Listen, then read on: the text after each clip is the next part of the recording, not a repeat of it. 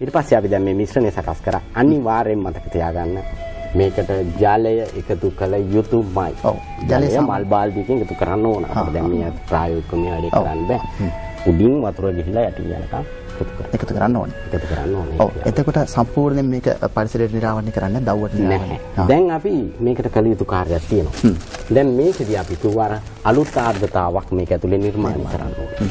ඒකට අපට පුළුවන් මේ කවරේ පාවිච්චි කරන්න. මේ විවත දාන ඒවා මේවා ප්‍රයෝජනෙට ගන්න පුළුවන්. දැන් මේකට අපි ගොඩක් හොඳයි කාබන් ඩයොක්සයිඩ් දැන් අපි උස්මාරන් ඉදිරියට දාන්නේ කාබන් ඩයොක්සයිඩ්. ඒකෙන් පුරව ගන්න පුළුවන් නම් මෙහෙම පුළුවන් අපිට පුරවන්න. ඔන්නෝම පුරවන්න පුළුවන්. ඒ වගේ පුරවලා අරගෙන මේක ඇතුළට ඇතුල් කරන්න පුළුවන්. දැන් අපි ඇතුල් කරගන්න මම. ඔව්. මේක හරියට ප්‍රායෝගිකයි නේද? මේ දේවල් අපිට කරගන්න පුළුවන්. අපි මේ අස්ත සම්පූර්ණයෙන් මේක ඇතුළට ඇතුල් කරනවා. හදිනි බොහොම නොයොසෙල්ලෙන් බලන් ඉන්නවා අද කොහොම හරි කලයක් හදනවා කියලා එහෙමද? ඔව්. දැන් ඔන්න වාතයේ නිරවරණය වීමක් සිදු වෙන්න. අන්නයි. දැන් අපි මේක සීල් කරන්න ඕන. ඇතුළත වාතය එළියට සම්බන්ධ නොවෙන්න. දැන් මෙතෙන්දී අපි මේ ගෝණි ලණුවක් කොමකෝ රබර් බෑන්ඩ් එකක් පුළුවන් පාවිච්චි කරන්න. මේ වගේ පාවිච්චි කරලා මේක පුළුවන් අපිට පටින් ගන්න. සාමාන්‍යයෙන් අපි දැන් මේ විදිහට පැලේ ආරක්ෂා කරගත්තට පස්සේ කොයිතරම් කාලයකින්ද අපි ඔය දැන් අපි මේක ගැට ගහලා ඉවරයි. ඔන්න දැන් අපි සීල් කරගත්තා. ක්‍රියාවලිය දැන් සම්පූර්ණයි. දැන් මෙයාට වතුර අපි දැම්මා. වතුර දාලා දැන් මේ විදිහට තියෙනකොට ටිකක් වෙලා යනකොට මේකේ ජල වාෂ්ප ඇතුලේ නිර්මාණය වෙනවා මේ පැලේ පේන්න. ඔව්. ඊට පස්සේ මේක දවස් 20කට වැඩි ප්‍රමාණයක්. සති 3කට වැඩි. සති 3කට වැඩි ප්‍රමාණයක්. හොඳ හෙවණි. හෙවණේ. හොඳ හෙවණි. 100%ක් හෙවණි. 100%ක් හෙවණි මේක තියනවා.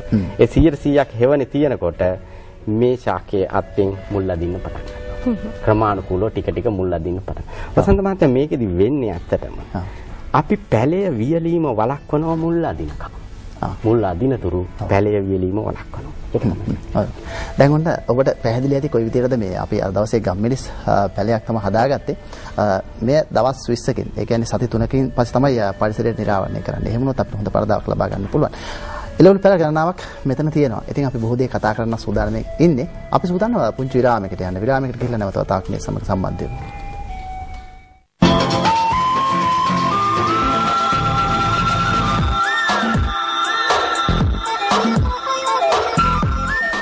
අපි සාමාන්‍ය කටවහරේ කියන දෙයක් තමයි මේ හිත ඇත්නම් පත කුඩාද කියලා. එහෙම කියන්නේ හිත තියෙනවා නම් මොනවද කරන්න බැරි. ඒ නිසා දැන් මේ බලන්න මේ සියලු දේවල් අද දවසේ අපි කතා බහ කරන්නේ මේ බඳුන්ගත වගාවේදී අපිට ඕනකමක් අපිට තියෙනවා නම් මේ වගේ පළදාවක් හදා ගන්න පුළුවන් නිවහනෙම. ටිකක් හිතන්න දැන් මේ දකින මිරිස් කරල් වම්බඩු පැල ඊට නිවිතිය මේ සියලු දේවල් ඊ타ත්ම අපූර්වට වෙවිලා තියෙන එක හේතුවක් තියෙනවා. ඒ තමයි තමන්ගේ තියෙන ආත්ම ශක්තිය, ධෛර්යය, හිත.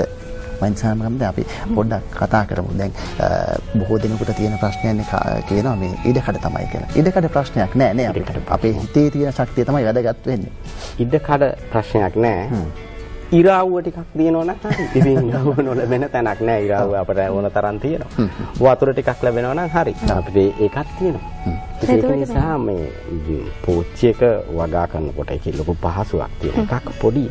දැන් අර මේ දැන් ළමෙක් වුණත් අපි අර අපේ දරුවෙක් වුණත් දැන් කැමති අර එක පාරම් පොළොවට ගිහිල්ලා කොටලා මේක හදනවට වඩා මේ වගේ පෝච්චි එක නිර්මාණය වෙනකොට ඒ දරුවට උනත් පොඩි හැඟීමක් වෙනවා නේද මේකේ ලස්සනක් තියෙනවා අන්තික මේක ලස්සනට තියන්න පුළුවන් අර බලන්නකො මල් පැලයක් වගේ නේ අර මිරිස් මේ මාළු මිරිස් ඒවා ගොඩාක් තියෙනවා පොලිමට තියෙනවා එතකොට ලොකු මේකක් ලැබෙනවා දැන් මෙතනදී මේ වසන්ත අපිට දකින්න පුළුවන් ගම්බිරිස් වම්බටු ඒ වගේම මාළු මිරිස් තවත් නිවිති මේ වගේ බොහෝ පැල ප්‍රමාණයක් තියෙනවා ටිකක් උස්සට දැන් තියෙන කොයිතරම් කාලෙද මේ පැල වලට මේක මාස 7ක් විතර වාගේ වම්බටු පැල දෙකට මාස 7ක් විතර වාගේ ඔක ගොඩක් ආහාරයට අරගෙනත් ඔය තියෙන්නේ ඉතින් අනිත් එක තවත් එකක් මේකේ අපි අනිවාර්යයෙන්ම දන්නවනේ මේකේ රසායනික ද්‍රව්‍ය නැහැ කියලා අපි මොන හදාගන්නේ ද්‍රව්‍ය නැහැ ඉතින් ඕකේ දැන් ඇත්තටම දැන් සමහර අය කියනවා අපි රසායනික ද්‍රව්‍ය දාන්න නැතුව කොච්චර හැදුවත් මේක මේ විදිනවනේ මේ රසායනික ද්‍රව්‍ය නැතුව බෑ කියලා මම නම් කියන්නේ ඒකට කමක් නැහැ.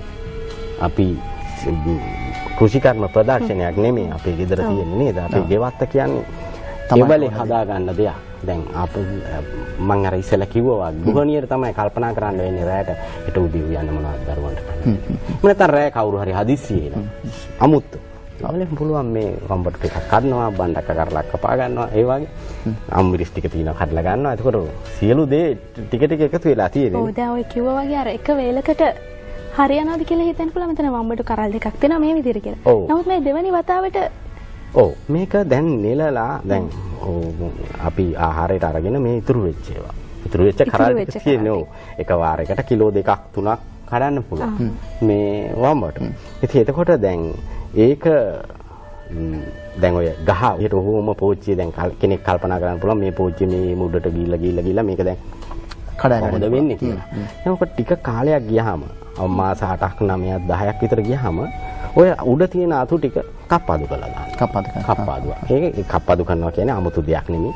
ඒ ශාකාත්තේ පල්ලෙහින් දළු දාන කොටසක් ඉතුරු කරලා මිටි වෙන්න මේ අතු ටික ඔක්කොම කප්පාදු කරලා අපි කොම්පෝස්ට් පෝර ටික ගෙදර හදා ගන්න පුළුවන්. කොම්පෝස්ට් පෝර කියන්නේ වසන්ත මහත්මයා ඉතාමත් පහසුවෙන් නිර්මාණය කර ගන්න පුළුවන්.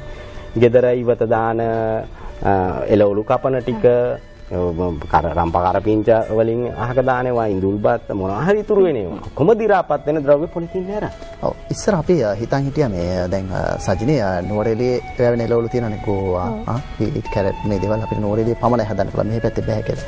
හැබැයි ඒක බොරුවක් කියලා ඔප්පු කරලා තියෙනවා. දැන් මහින්සාර මහත්මයා ගම්පහ පැත්තේ ඉන්නේ. ගෝවා පැල හදලා තියෙනවා. බාණ්ඩු හරි අපූර්වයි. හැබැයි මේ වතුර දාන එකත් හරි ඉතාම වැදගත් කාරණයක් නෙමේ බඳුන් වගාවේ. අපි ඒක ගැන චුට්ටක් කතා කරමු. ඔව් ඉතාමත් වැදගත්. දැන් අපි ඒක තමයි මම කිව්වේ. දැන් අපි ගෘහණියත් රැකියාවකට යනවා නම් ස්වාමියාත් රැකියාවකට යනවා නම් හැන්දෑවේ ඉන්නේ ඕක හදන්න වෙලාවක් නැහැ කියලා කියනවා. ඒක තමයි ජලය දාන එක ගැටලුවක් වෙන්න ඉඩ තියෙනවා.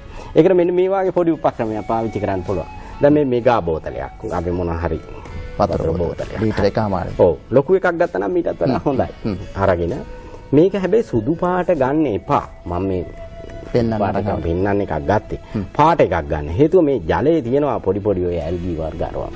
ඒවා පැලවෙනවා ආසූර්යාලෝකයත් එක්ක. එතකොට මේක ටික කාලෙකදී මේ අවර්ණ වෙලා යනවා. ඒක නිසා දැන් එතකොට මේක අපිට පුළුවන් වතුර එකක් පුරවලා මේ පොඩි කට ටිකක් බුරුල් කරනවා. ඔව්. බුරුල් කළා අපි මේකේ බිඳුව වගේ වතුර එන්න අපිට පුළුවන් පොඩ්ඩක් මේ මූඩිය සකස් කරගන්න. පරිස්සමෙන් කරන්න ඕනේ නැත්නම් එකපාර ගෙල්ල යන්නත් පුළුවන්. ඔව් මම මේ පොඩි උදාහරණයක් පොඩ්ඩක් පෙන්වන්න තමයි උත්සාහ කරන්නේ. ඔව්. අන්න ඔය විදිහට. ඔව්. දැන් මේ වාගේ අපිට පුළුවන් එක්තරා අවස්ථාවකදී මේ විදිහට බිඳුව එන්න සකස් කරගන්න. ඔය. ඔව්.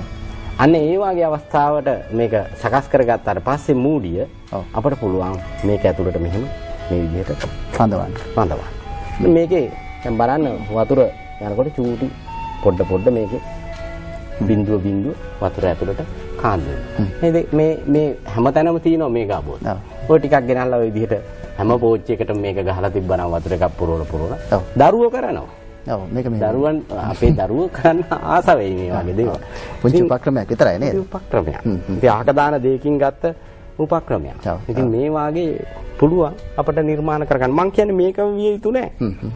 මොන හරි අදහසක් තමන්ට.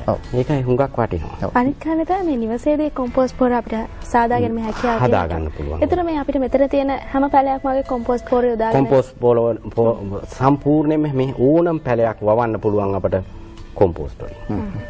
ඒ කිසිම රසායනික ද්‍රව්‍යයක් භාවිතා කරලා නැහැ. ඒවටත් කිසිම රසායනික ද්‍රව්‍යයක් භාවිතා කරලා නැහැ. මම රසායනික ද්‍රව්‍ය භාවිතා කරනවා නම් මට මේක නිල්ල ගැහුවා වාගේ මේ කොළ සහිත ටිකක් ගේන්න පුළුවන්.